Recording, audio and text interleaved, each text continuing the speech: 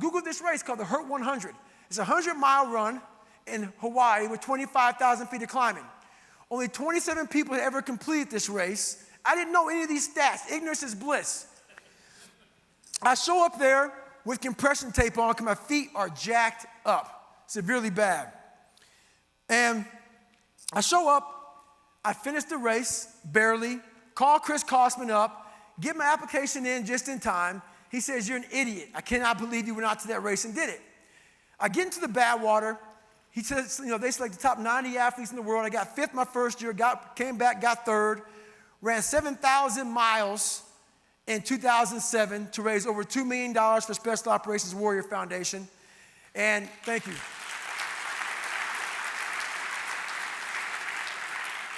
Since then, I'm getting inducted into the International Sports Hall of Fame in March. I've done so many things. I got the VFW Americanism Award. I beat Lance Armstrong out in 2008 for the world's fittest man. I'm not on steroids, but he said he wasn't either, so who knows? And just to leave you all with this, I didn't get deep into the weeds because I didn't have much time up here. But I did everything I talked to you all about with a hole in my heart the size of a dime.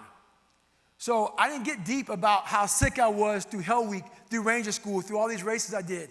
I thought it was just normal to be that jacked up. I ran 205 miles in 39 hours. You're supposed to be jacked up. But not as bad as I was. Basically, everything I talked about, my heart, so you know how you have the good blood and the bad blood, oxygenated and deoxygenated blood.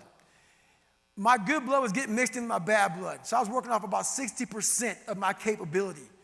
These doctors, when they found it in 2009, when I damn near died. Because when you're in your 30s and you have a hole in your heart, that's not real good, especially doing what I was doing.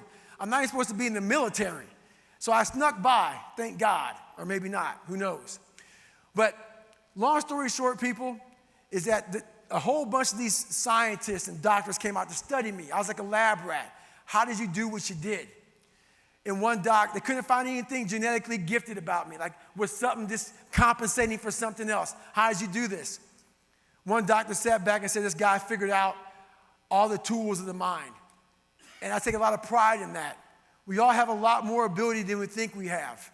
And it's up to us to find it.